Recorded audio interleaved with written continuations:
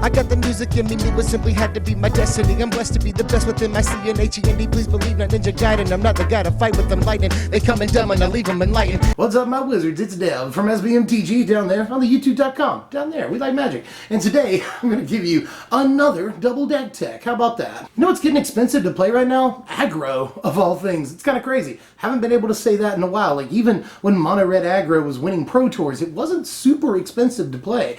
But right now, the White Red Vehicles deck that's tearing up Standard is going to be like $175 if you want to put that together. And it doesn't sound like a whole lot, especially compared to Standard decks of days past. But that's still like as much as a brand new 3DS. And that's, you know, I like 3DSs, and like, you know, if you play any Standard deck in the format right now, you gotta play a playset of Smuggler's Copter. That's like $60. It's like as much as a brand new video game, and I want to play WWF 2K17 as much as the next guy. And yes, I said WWF, I refuse to say, I will not say the other thing, because my childhood. But anyway, it cost a little bit more money than we're accustomed to play aggro in the format right now. So I figured today I would give you $5 mono white aggro. But while I was building that, I found that we can build an even better deck for not that much more money, $25. We can build a pretty stellar mono white aggro deck right now. So I'm going to give you both of them. And before I really go into things, I just want to take just a second here and thank the professor from Tulare Community College. He dedicated like a whole 3 minutes of one of his videos to promoting my channel the other day, and I didn't know he was going to do that. It completely blew my mind when I saw it.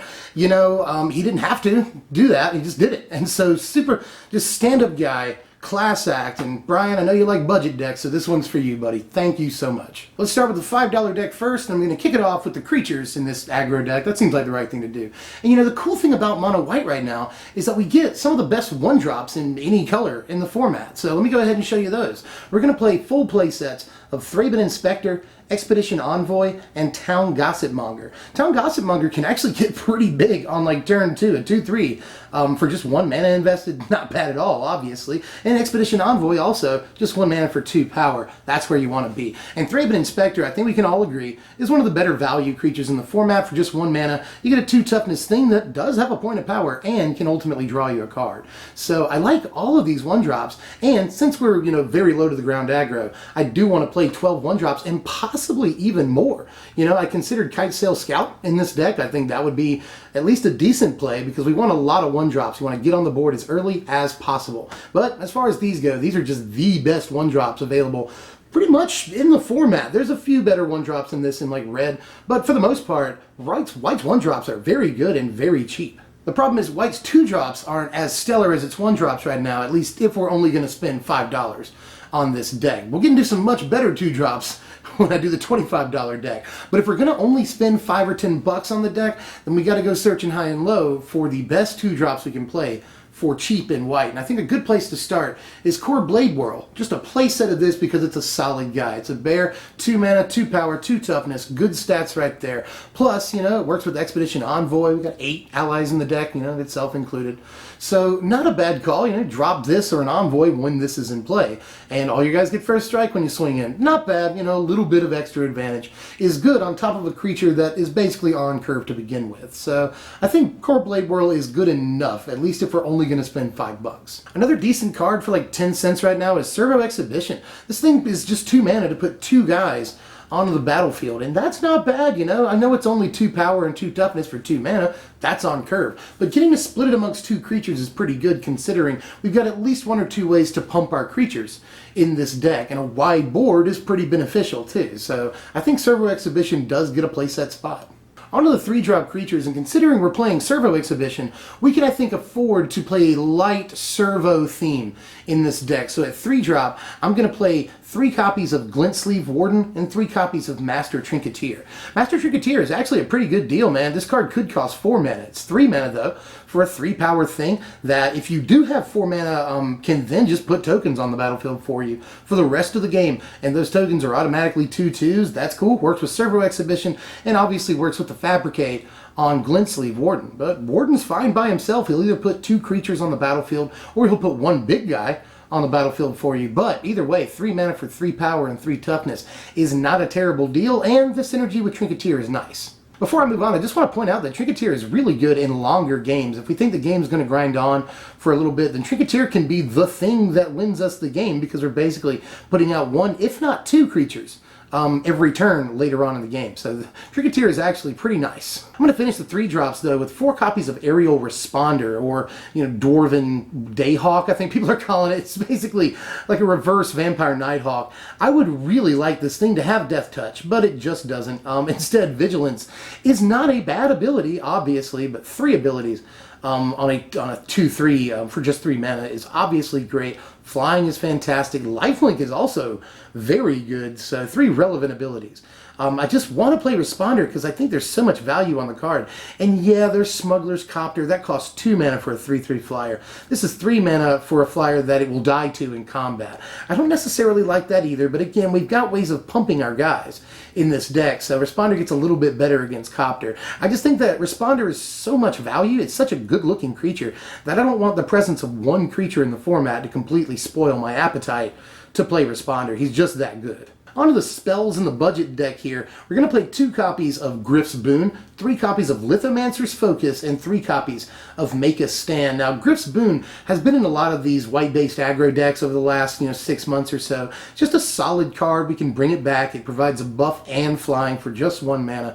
Fantastic card. I'm going to play a couple of those. But I think that Lithomancer's Focus deserves a little bit of attention here, and probably not that much explanation. Probably some of you forgot this card existed, but this is, speaking of Smuggler's Copter a second ago, a great way of taking out Copter with either, Aerial Responder, or let's say we swing in and they crew the Copter and try to block with it. That'll happen sometimes. Focus can be really, really good in those situations, not to mention that it's good against Eldrazi and other vehicles like Fleetwheel Cruiser, and the fact that it's just a 1 mana 2-power pump on top of all of that, so not a bad card. Period. A guy goes unblocked or goes blocked. We can either kill the creature blocking it or just go through for an extra couple damage. Something that you want in an aggro deck, and I like that it costs very, very little to do that. So a lot of good reasons, I think, to play Focus right now. It's a card that I've got my eye on. And then Make a Stand is just amazing, Make a Stand is maybe one of the best cards in this budget deck. Right now we're seeing a lot of Radiant Flames, Kozilek's Return, Fumigate even, so Make a Stand is good against every single one of those cards. So Make a Stand is fantastic, really good in combat situations that seem disadvantageous at first, but then we can just blow them out if they block wrong or if they swing in wrong. Make a Stand just has so many good applications right now, and I'm going to play a playset of it in between the sideboard in the main deck. In the main, I'm just going to play 3, but obviously against decks that play tons of mass removal and stuff, board in that 4th copy, because Make a Stand is just over the top. The card is really, really good and is way under the radar right now. Here are the lands for you right now. We're playing 22 of them, and Sandstone Bridge is this, if you don't recognize it by name, because why would you? It's basically the tap land that produces white and pumps a creature when it comes into play. Also gives it vigilance, that's not bad. So here are the lands, and Sandstone Bridge, you don't have to play it, but I like it. And here's the board for you. We got some pretty good options in white. Fragmentize is just very, very good right now for a lot of obvious reasons. Lithomancer's Focus will fill out a playset of. I like it a lot. Felidar Cub, good against troublesome enchantments, mostly like Stasis Snare and some other stuff. Retreat to Emeria, also good in long games, which is nice. We can either put out, every time we get a land that we don't really need, we can either put out another creature or buff all our guys. Just Retreat's very good. And Fairgrounds Warden is some decent removal that also puts a body on the field. And again, we'll fill out that playset of Make a Stand, because Make a Stand is just, I cannot pimp that card enough. Make a Stand is fantastic. Now, before I go into the other deck here, the $25 deck, I just want to talk about some things I didn't play in this deck, mostly because of budgetary concerns. First and foremost, Angel of Invention, which is like $350 right now on TCG Player, but I think it would add an awful lot to this deck. You'd probably have to add at least 1, if not 2 lands if you wanted to play a 5-drop, but I would love to play Angel in this deck. It's fantastic. On that note, by the way, I wanted to play Cog Worker's Puzzle Knot, but I didn't know if it would be powerful enough. at all. But if you had the money and you wanted to keep with that artifact theme, you could also play, obviously, Toolcraft Exemplar. I think that's something that you definitely want to do. And while we're talking about stuff you definitely want to do, I don't even have to mention that you want to play Smuggler's Copter in this deck. But if you only have a couple extra bucks, you could always throw in Always Watching. Or here's something I didn't try. There's a lot of stuff this time around, you'll notice. Which means there's a lot of options for this deck. That's a good thing. Something I didn't try that you might could is Renegade Freighter, which is, you know, it could work. And then Gideon, if you had $1 million, you could play a couple copies of him too. He's pretty good. Now, I'm going to forgo power rankings this time, and I know a lot of people really like power rankings, so I'm sorry. But I haven't played enough with either of these two decks yet to feel like I can objectively issue power rankings, but as someone that's been doing the system for like 15 years, I came up with this system, by the way, when I was like in 8th grade, and I've just sort of refined it over a very long time. And as someone that's been doing it for that long, I feel like the first deck that I gave you there is like a low 50s, 52, 53. And this next deck I'm going to give you is probably a high 50s. So that's just sort of all feeling, but I do not feel like I have played these decks for enough games to really confidently issue power rankings. So I'm just trying to remain objective. But wait, there's more. Like I said, got another deck for you. And this one's $25, which is 5 times as much as $5, but still, $25, not bad for a deck that I think can actually do some competing at your local F&Ms, and there's plenty of room for improvement there, too. So, let me go ahead and show you this one. Now, I'll start with the creatures this time, too, because, you know, aggro decks and all that. And I'll just go ahead and tell you that our one-drop suite is exactly the same. We're going to play a playset of Thraben Inspector, as well as a playset of Expedition Envoy and Town Gossipmonger. I already said a lot of what I have to say here. These are just premium one-drops that are very easy to pick up right now. You know, I think for a total of like $2, something like that, you can get playsets of all 3 of these cards. So go ahead and do it. Wise investment. Cool thing is, in this deck, even though it's only $25, we have access to much better 2-drops, and we can afford in this one to play a human sub-theme, which I think is probably better than the Servo sub-theme. So let me just go ahead and show you 4 copies of Thalia's Lietenant and 4 Hanweir Militia Captain here. Militia Captain, we're just going to have a lot of creatures if things are going our way. We're going to have lots of creatures, so Militia Captain I think is a must. And Thalia's Lietenant, ditto. I mean, all 12 of those 1-drops. Are humans, and Thalia's Lieutenant's a human, Militia Captain's a human, so got a lot of human synergy in this deck, and Thalia's Lieutenant is obviously the best thing we could hope to do with humans right now. And she's dropped a lot in price, you know. Thalia's Lieutenant was like $5 just a couple of months ago, but since we've sort of left humans behind, now we're more on the vehicles train, I guess pun intended, that's sort of redundant. We're going to play Thalia's Lieutenant because she's only $2. It's a huge price drop, and she's still a fantastic card. And to finish off the creatures, I'll keep the graphic up because we're just going to play 4 copies of Aerial Responder. Still a fantastic card, and we've got even more ways of pumping our guys in this deck so we don't have to worry too much about it getting eaten up by Smuggler's Copter in this deck. Just, I really like Aerial Responder. If you can't tell, 3 abilities, 3 mana, 3 toughness, 2 power, not bad at all. Lifelink, one of my favorite abilities. Vigilance, relevant, and flying, one of the best abilities objectively. So, Responder, yes, every day. We got an equipment that we can play for just like 30 cents, I think it is right now. It's Captain's Claws, which we'll play a playset of. Works really well with Hanweir Militia Captain, so Captain's Claws is really cheap right now and a very effective equipment that can help us develop our board and provide synergy too, so absolutely. Just like the White Weenie decks of yore, of the long, long ago, we're going to play a Crusade effect, or an Anthem effect, as it's also known. We're going to play 4 copies of Always Watching here. Still a fantastic card, and it's also undergone a price drop. This thing was like $3 on TCG Player just a couple of months ago, and now it's down to $1.75. So playset will cost us like $6.50.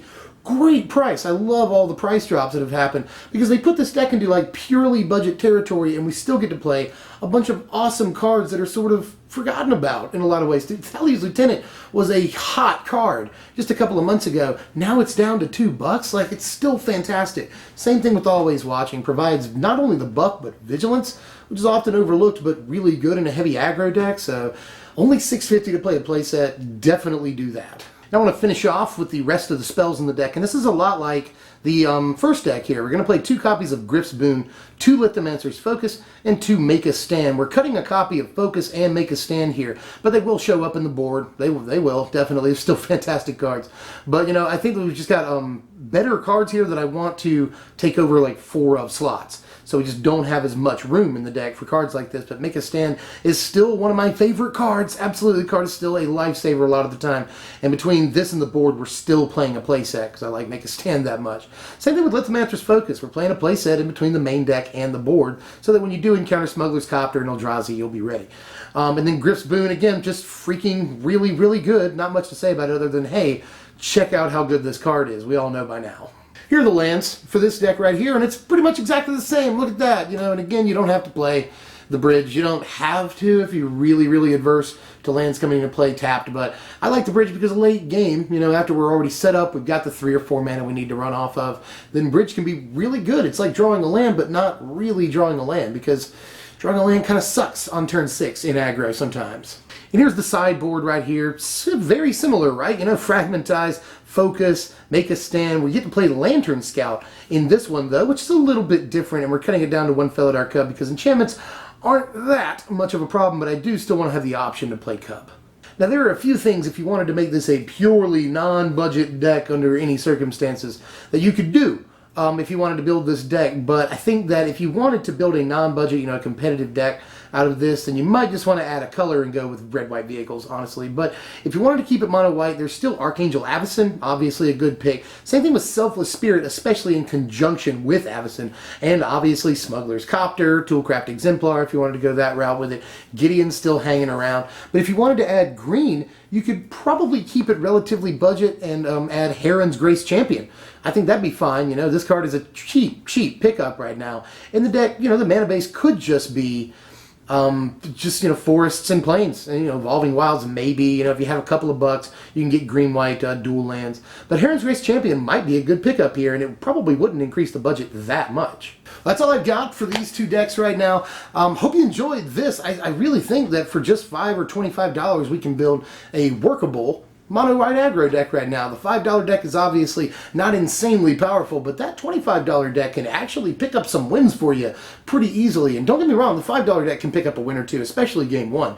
But that $25 deck is like no joke. That deck is pretty darn good. So try these out. Let me know how you feel about them. Let me know what I missed. If you want to add or take anything out, I'm always interested in that. As usual, if you enjoyed the content, like the content, hitting thumbs up helps me an awful lot. And then sub if you're new. And I think I've got a lot of new subscribers over the last few days, ever since the professor shouted me out the other day at the end of his video. Thanks for that again, but I think I've got like 1,500 new subscribers since the just last few days. So everybody from the professor's channel, welcome to SBMTG. Keep watching his videos because he puts out awesome content and is just a generally extraordinarily nice guy. So don't stop watching his videos. He's awesome too.